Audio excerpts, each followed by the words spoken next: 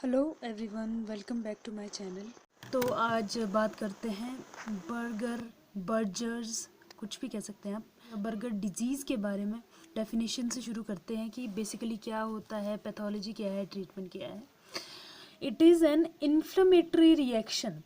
क्या होता है कि आर्टरी में जो है इन्फ्लामेटरी रिएक्शन हो जाते हैं और उसके आसपास जो है नर्व्स और वेन्स भी इन्वॉल्व होती है और इसकी वजह से क्या होगा, इन्फ्लामेटरी रिएक्शन होगा, सूजन आएगी, उसकी वजह से क्या होगा, क्लॉट फॉर्मेशन होगी और उसकी वजह से क्या हो जाएगा, ब्लॉकेज हो जाएगी।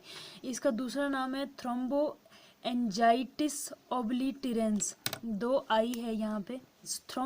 Thrombus clot formation, angiitis inflammation of artery, obliterans it's blockage. क्या हुआ, आसपास आर्टरी में इन्फ्लेमेशन हुई, उसने वेन्स और नर्व्स को इन्वॉल्व कर लिया। यहाँ पे ये ब्लू कलर की वेन है, ये नर्व है, यहाँ पे ये सारा इन्वॉल्वमेंट हो गया और क्या हो गया, उसके बाद यहाँ पे जब ये इन्फ्लामेशन हुई, सूजन आई इसमें, तो यहाँ पे क्लॉट फॉर्मेशन हो गई अंदर और क्लॉट फॉर्मेशन की वजह से क्या हो गया, ब्लॉकेज हो गई। तो ये बेसिक थीम है आपका बर्गर्स डिजीज़ का। इसके इंसिडेंस देखते हैं। तो it is more prone in male than female और ये मेल्स में भी 20 से जो 40 साल के लोग होते हैं मेल्स में, उनमें ज़्यादा प्रोन होता है एज़ कम्पेयर टू फीमेल। तो सबसे मेन वजह जो है इसकी है दैट इज़ सिगरेट स्मोकिंग इसकी मेन वजह है। स्मोकिंग अगर बंदा 10 से 20 या 15 से 20 सिगरेट्स एक दिन में पी रहा है, ये बीमारी होने के चांसेस उसको है। अगर सेम अमाउंट एक औरत पी रही है तो उसमें इतने चांसेस नहीं है। नेक्स्ट इज़ हार्मोनल में मैंने बोल दिया कि ये मेल में ज़्यादा होता है और फीमेल में कम होता है, ठीक है। और दूसरी बात है कि अगर लोअर सोशियो इकोनॉमिक ग्रुप के कोई लोग हैं, गरीब लोग हैं, हाइजीन का ध्यान नहीं रखते हैं, उनमें क्या होता है, क्लॉटिंग फैक्टर्स बड़े होंगे। उनमें एक इम्पॉर्टेंट क्लॉटिंग फैक्टर था फिब्रिनोजन। जब ये बढ़ जाएगा, अब क्लॉटिंग फैक्टर जब बढ़ जाते तो क्या होगा, वहाँ पे कोगुलेशन होगी, हाइपर कोगुलेशन होगी। मतलब जैसे पहले खून बह रहा था, अगर कोई कट लगा तो क्या हो गया, खून क्लॉट हो गया। पर अब ऐसा हो रहा है कि यहाँ पे हाइपर कोगुलेशन की वजह से एक थ्रोम्बस सा फॉर्म हो रहा है अंदर, ठीक है। क्या हो जाएगा कि जो प्लेटलेट्स की एग्रीगेशन होती है, जब कट लगता है तो वहाँ पे प्लेटलेट्स आती है ना, वो भी एग्रीगेशन उनकी भी ज़्यादा हो जाएगी। जो ब्लैक्स होते हैं, ब्लैक पीपल, उनमें ये रेयरली होता है, ठीक है। जीन्स का ही सीन होगा इसमें भी। कुछ ऑटोनोमिक ओवर एक्टिविटी की वजह से, हमारे ऑटो इम्यून डिजीज़ की वजह से और कुछ दूसरी डिजीज़ के साथ एसोसिएट होके भी ये जो डिज़ीज़ है ये हो सकती है।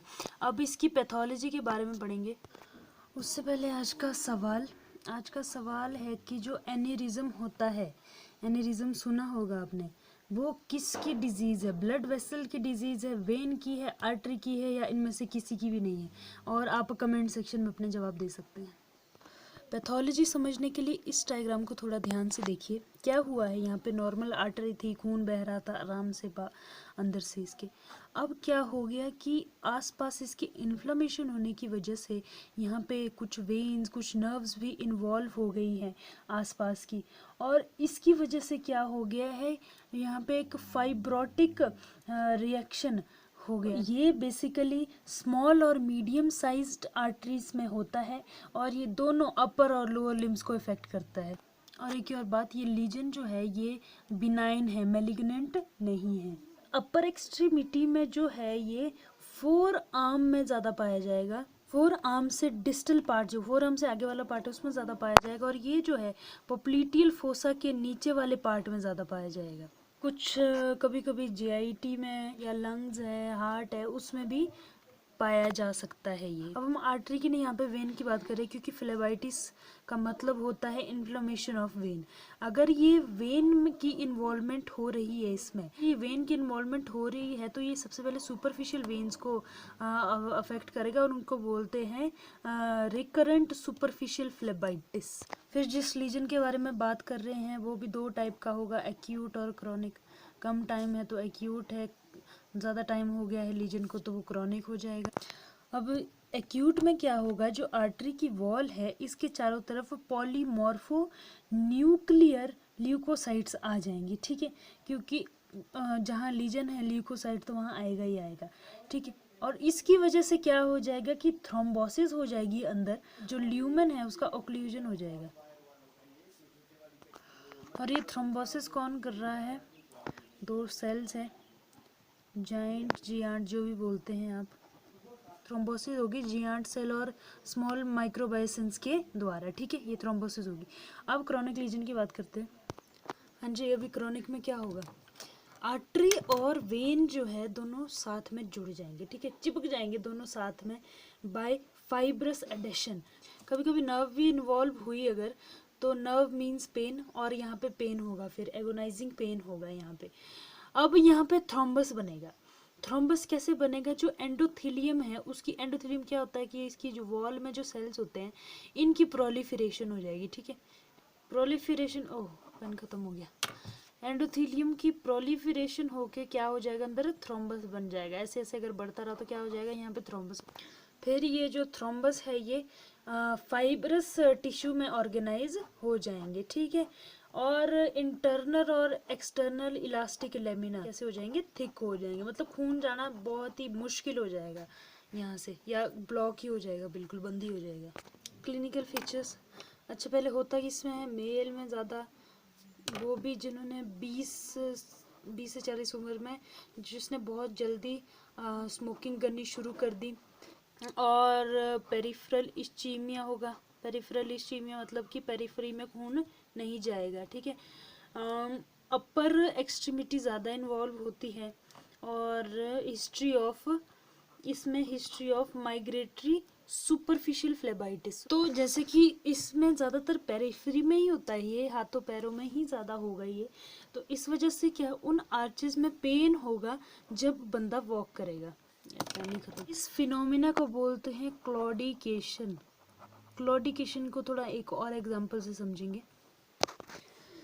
हाथ में आर्टरीज जा रही है, इसमें ब्लॉकेज होगी, ठीक है, इन दोनों में मान लो ब्लॉकेज होगी, क्या हो गया, खून जाना बंद हो जाएगा।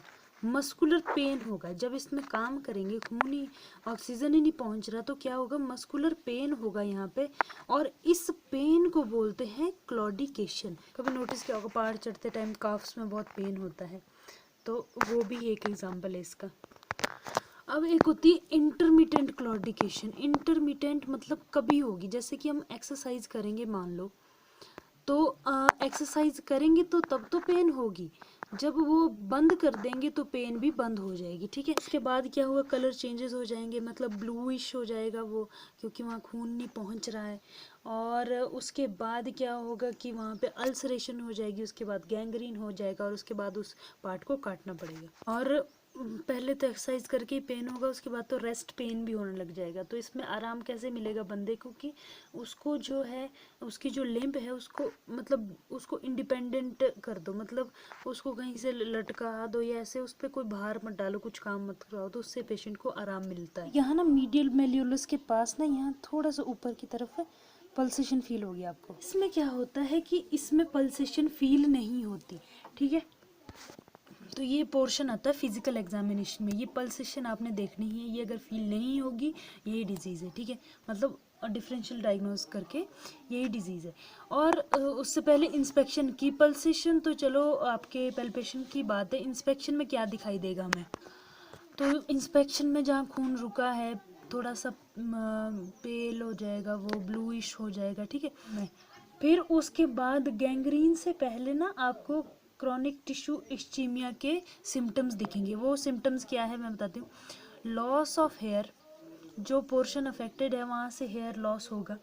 डिजिट्स में भी आपकी स्मॉल स्मॉल हेयर्स होती हैं। नेल्स बहुत ब्रिटल हो जाएंगे, बहुत जल्दी टूट जाएंगे, तो नेक्स्ट इज ब्रिटल नेल्स, वहाँ पे गैंग्रीन हो जाएगा। उसके बाद आपका जो वो पूरा हाथ या पैर इन्वॉल्व। जल्दी जल्दी इन्वेस्टिगेशन और ट्रीटमेंट के बारे में बात करते हैं। सबसे पहले इम्पॉर्टेंट जो है वो है इन्वेस्टिगेशन की क्या क्या करवानी है। एक ही मेन है, दैट इज़ आर्ट्रियोग्राफी। आर्ट्रियोग्राफी करवाओ, आर्टरी को देखो। में दो इम्पॉर्टेंट टर्म्स हैं, ट्री रूट और कॉर्क स्क्रू, ये ऑब्वियसली ये अपीयरेंस होगी ऐसी। क्या होगा कि जब जो आर्टरी बंद हो जाएगी उसमें कोलैटरल सर्कुलेशन आ जाएगी आसपास से, तो वो ट्री रूट की तरह दिखेगा, ठीक है। और कॉर्क, अब जिसमें थ्रोम्बोसिस होगी ना आर्टरी में, उसमें पार्शियल कैनालाइजेशन हो जाएगी, तो उसको बोलेंगे हम कॉर्क स्क्रू। ट्रीटमेंट की बात, conservative treatment, stop smoking, no smoking, ठीक है, बिल्कुल बंद करनी पड़ेगी उसको आदमी को। कुछ ड्रग्स दे सकते हैं, वैसोडाइलेटर ड्रग्स दे सकते हैं, कुछ जो हार्ट अटैक्स में भी दी जाती हैं कुछ ड्रग्स।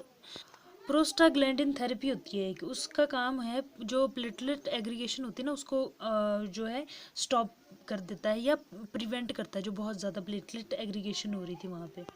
सर्जिकल ट्रीटमेंट, जल्दी से सर्जिकल ट्रीटमेंट के बारे में बात करते हैं। सिम्पैथेक्टोमी, इसमें क्या है कि ये थोड़ा मतलब उतना वो नहीं, कंफर्म नहीं है। 50% केसेस क्योर हो जाते हैं, तो कभी क्योर भी नहीं होते आधे, पर पेन रिलीव हो जाता है इसमें, sympathectomy. Next is arterial reconstruction, इसको डिटेल में देख लेना आप लोग खुद। नेक्स्ट इज माइक्रोवेस्क्यूलर ट्रांसप्लांटेशन, जिसमें ये नहीं होगा उसमें ये किया जाता है। अगर कोई ट्रीटमेंट ना हो तो last treatment is amputation. Amputation में पार्ट ही निकाल दो, गैंग्रीनस पार्ट को ही निकाल दो। एक्सपेक्टेड नहीं था कि वीडियो इतनी लंबी जाएगी। रेनॉल्ड डिजीज़ के बारे में दूसरी वीडियो में बात करते हैं। आज के लिए इतना ही, थैंक यू।